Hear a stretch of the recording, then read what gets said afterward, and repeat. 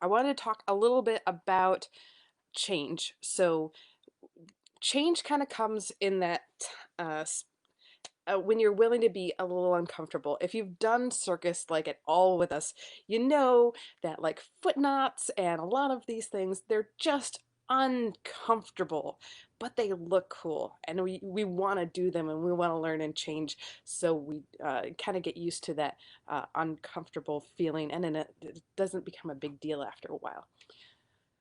We kind of say you numb those nerve endings a little bit.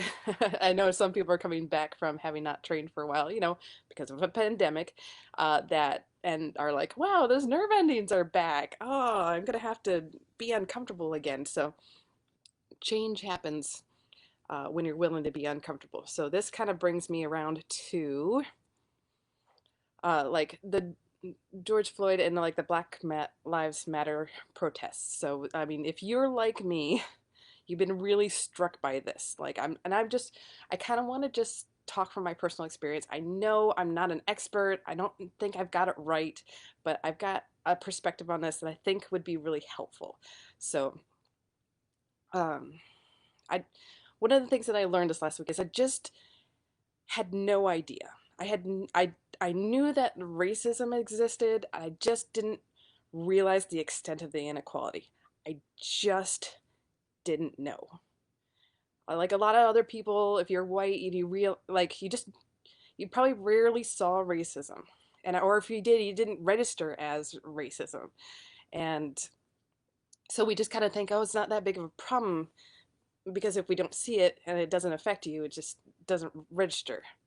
So, and I know some people are like, well, this isn't that maybe this Laura, this is a daily challenge video for a circus school. Maybe this is not the place to be having this conversation, but I really think that we need to be having this conversation. Like, we all need to be having this conversation with a lot of different people because, like, if it's uncomfortable and we just never have it, we just never learn things. So, tying in the being uncomfortable thing. So, I one of the conversations I was having earlier was like somebody was like, I don't think I'm a racist, and I'm like kind of like thinking about, all right, what is a racist? And I'm like, well, I don't. I want to reframe this actually, because I think there's a better question we could be asking.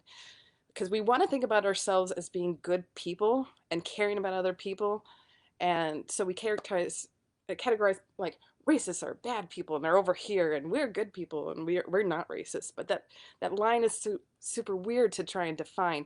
So the better way I think we have to look at this is asking ourselves, do I have preconceived ideas about people based on the color of their skin? Even if it's like a positive association, what you think is a positive association, like, oh, black people are really good at sports and they can jump really high, or, whatever your preconceived notions of people of different skin colors are. So for me, the answer was definitely yes. And the first step is just to become aware that these preconceived ideas exist and being willing to confront them. So that's where that's kind of where I'm at right now. And then so I'm confronting these ideas and I'm looking at them and I'm trying to figure out where these ideas come from.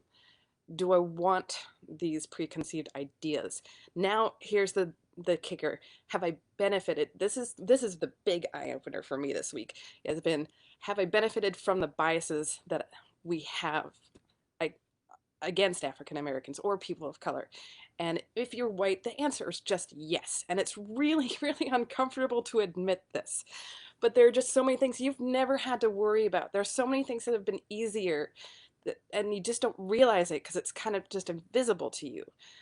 But almost everything in our world is designed with a white adult male in mind, from like where the straps are on for your seatbelts for the car to the videos on our computers. They're designed for white faces. They like to our history. Oh my gosh, history books. So I've been homeschooling my daughter, obviously, and I was like, one day I was like, I'm gonna like totally like homeschool like I'm gonna really do a great job with homeschooling. So in the morning we did like exercise and we did hula dancing and then we like made a little volcano with a baking soda and the vinegar and we learned about Hawaii and we were like doing a little video on hula dancing and they were talking about how when um, uh, it was, and when it was made a state, and how hula dancing was actually forbidden for a while because white people came in and said,